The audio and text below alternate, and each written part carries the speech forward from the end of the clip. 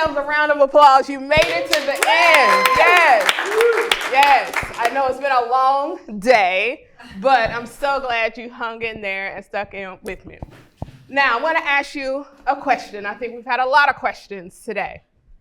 Now, what if I told you that the leadership playbook that you're using today is nearly 100 years old? Now, depending on your frame of reference and your lived experience, you may say, thank you. We have a proven model. It has stood the test of time. It works. Or you may say, why on earth are we using a 100-year-old playbook to lead our teams into the future? And you may say, Shayla, is it really 100 years old? You may say that. So I want to take you back for a second. The first structured leadership concept, the great man theory. Has anyone heard of the great man theory? From 1920, that said leaders are born, not made. And in fact, leaders are men. That's it. Now I want you to think about the world in 1920. What did it look like? Men. What were the demographics? What was the landscape? And then when you fast forward 20 years to the 1940s, we make a little progress. A little bit. She said not much. A little bit. We said that there's differential leadership. That means leaders have different personality traits that you're born with. Now, in 1940s, for this model, there was two options given to you to choose for your leadership personality. It was either Gandhi or Hitler. Nothing in between. You pick. Those were the two models, Gandhi or Hitler. So as you can see, we've had a lot of some with conforming, command, and controls type of leadership. Those are the 3 C's leadership from 1940s. That is the same leadership style that is being used today.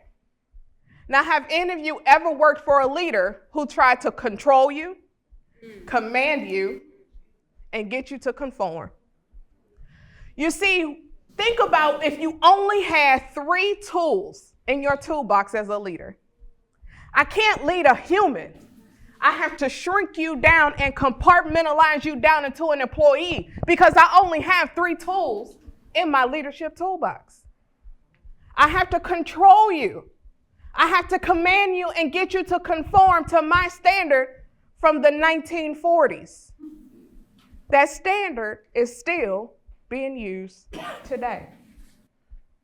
And then we fast forward to the 1980s, you start to see transformative leadership emerge. You start to see influential leadership emerge. But again, I want you to think about the world and what has happened in the last nearly 100 years. In fact, I'll make it easy for you. Think about what has occurred in the last 5 years. We've had a pandemic. We've had a great resignation. There's no playbook for this. There's been no precedent. None. So why are we using a nearly 100-year-old playbook to lead our teams into the future? I asked that question. So I remember, can I share a story with you? I remember moving to Texas, and we moved into a newly built neighborhood. And the first thing I had to do was find a sense of normalcy. And I had to get to my happy place. You want to know where my happy place was? Target, of course. I had to get to Target. Now, anyone knows who shop at Target, you don't create a shopping list for Target. Target creates the list for you. When you walk up and down the aisles, they speak to you. You don't create a shopping list to go to Target. Now, go to Target. Now, as I'm leaving out Target, I'm still not familiar with my surroundings. I don't know yet. I just moved to Texas, so I had to type in my home address into the GPS. Now, the GPS system is guiding me. It's giving me specific directions, guidance. I feel safe. It's leading me to my destination. But about 60 to 70% of the way home, it stops. It starts to reroute me. And in fact, my screen, if you ever seen it, my car looks like it was floating in midair. There were no roads. The landscape had changed. The environment changed. The dynamic changed. We were in uncharted territory. My GPS needed an update. My GPS couldn't make it to my destination because it was a newly built neighborhood. The roads weren't there. So again, I'm going to ask you, we're in uncharted territory. Why are we still using a nearly 100-year-old GPS system for leadership? There is no precedent. There is no playbook. But I'm here to tell you there are 3 new C's that we need. Not the command, control, and conform that we've seen. We've seen it in military. We've seen it in our workplace. We've experienced it. But what are the 3 C's that we need to lead humans? To stop managing employees, the compartmentalized version of employees, but to lead the entire person. The first C is connection. To connect on a human level. To connect to a bigger purpose. Now, we've all been on a team, and you've heard Sean say and talk about, why can't I get my employees to do what I need them to do? Why won't they complete the task? My question when we go into every organization that we work with and to transform their leaders, I ask is, what is their purpose? Does the employee understand their purpose? We are wired to connect to a larger purpose, not the task at hand. When your employees are connected to the larger purpose, they become mission-driven teams.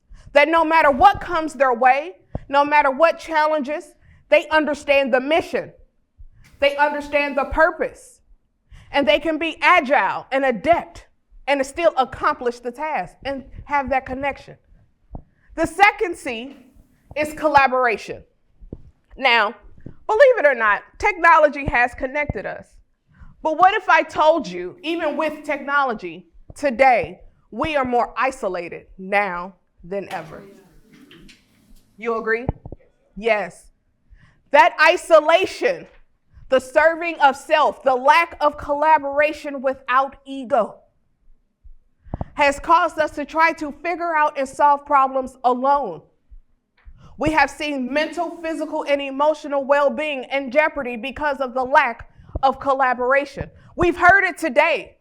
We're not meant to do this alone. When you collaborate and have a team that does collaborate, you foster innovation. You unlock new ideas, which moves me to my third C, curiosity.